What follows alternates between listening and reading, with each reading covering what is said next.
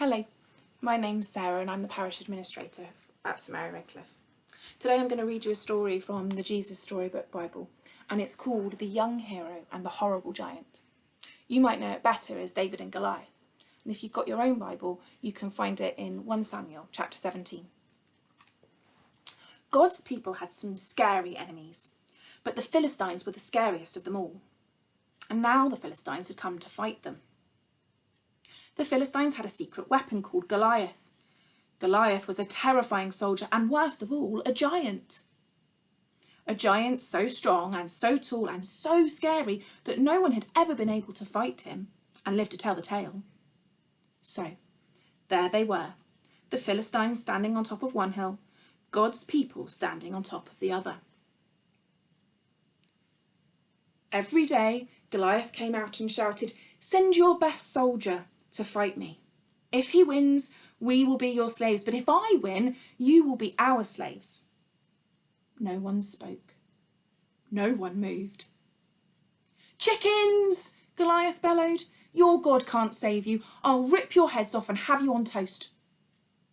His beady, greedy eyes glowered at them hungrily from under his horrible helmet, as if any minute he really might just gobble them all up. And he laughed his terrible laugh. "Ha, ha, ha, ha," it boomed, echoing horribly around and around the dry valley. Well, Goliath might just as well have been a green, slimy monster with 3 heads, because God's people froze with fear. Their eyes glazed over and they turned deathly pale. They knew that if someone didn't do something quick, if someone didn't save them, but God would do something. He would send someone to save them. Now, you remember that David was the youngest son of Jesse, while his brothers were soldiers in an army. One day, when David brought his brothers their lunches, he saw Goliath and he saw how scared everyone was. "Don't be afraid," David said. "I'll fight him for you." "You're only a little shepherd boy," the king said, "and Goliath is a great soldier. How will you fight him?" "God will help me," David said. So the king gave David his royal armour to wear, but it was too heavy and too big, and David couldn't even walk.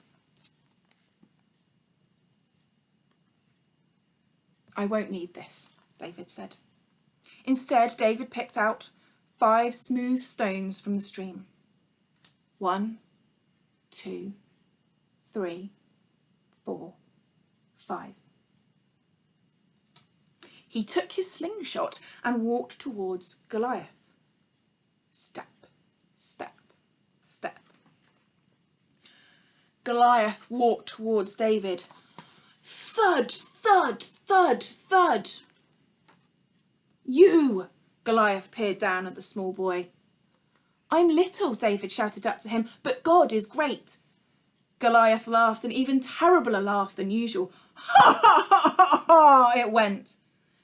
With just one swing of his giant sword, Goliath could finish the boy off. But David kept going. "It isn't how strong you are or how many swords and spears you have that will save you. It is God who saves you. This is God's battle, and God always wins his battles." David put a stone in his sling, swung it around and let it go. The stone flew whiz like a bullet through the air and struck Goliath thud right between the eyes. Goliath stopped laughing.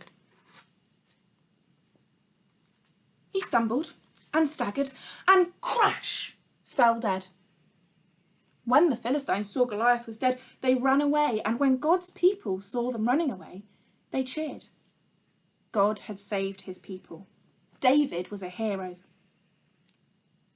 Many years later, God would send his people another young hero to fight for them and to save them.